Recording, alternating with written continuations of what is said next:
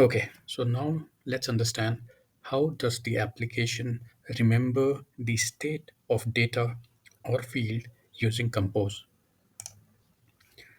Before that, let's understand what are we trying to create here.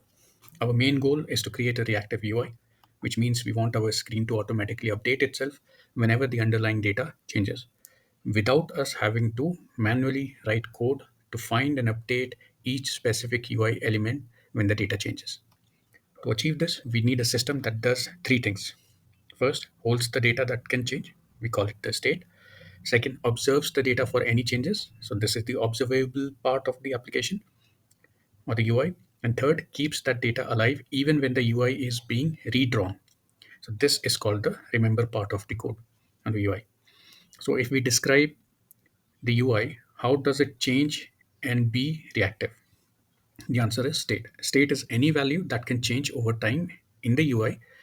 In Compose, we use the term mutable state of to create an observable state holder. So if you see in the code here, var text by remember, and then you have the bracket and you have something inside it, which is mutable state of, and this is string or text. So it will remember the string or the text, the initial state of this text. What is a mutable state? A mutable state is simply any piece of data which can change. So let's think of it as the live information that our UI is displaying. So this is called a mutable state, anything which can change on that screen. For example, the text a user is typing into a search bar, the on and off position of a switch on your UI, or the current number in a counter are all pieces of mutable state. So if your UI is displaying some numbers and it keeps changing, that is also a mutable state. These things are not fixed, they are expected to be modified by user action or any triggered events. What is observable state holder? An observable state holder is a special wrapper or container that holds your mutable state. The key word is observable, which means it can be watched or it can be subscribed to. In Compose, this wrapper is created using mutable state of. You can check the code. Its job isn't just to hold the value, but to notify anyone who is watching whenever the value inside it changes. Think of it like a newspaper delivery subscription. So mutable state, the latest news or the latest data or the article. Observable state holder, the delivery service. Your UI or your composable is the subscriber.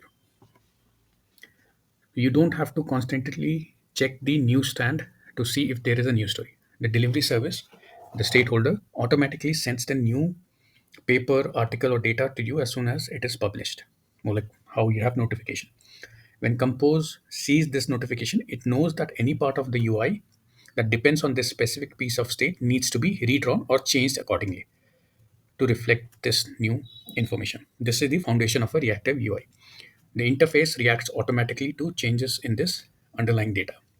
When we wrap it with remember, we are telling Compose to keep this value in memory even when the UI is being changed. In this example, the text variable holds the current value of your text field. When the user types on value change, callback is triggered.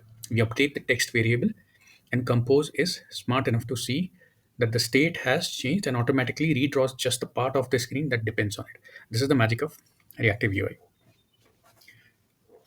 So now we know this mutable state is simply the data that needs to change. The wrapper or the mutable state of, this is the most important piece. When we write mutable state of under bracket initial text or string, we are not just storing the string's initial text, we are putting it inside a special wrapper or container.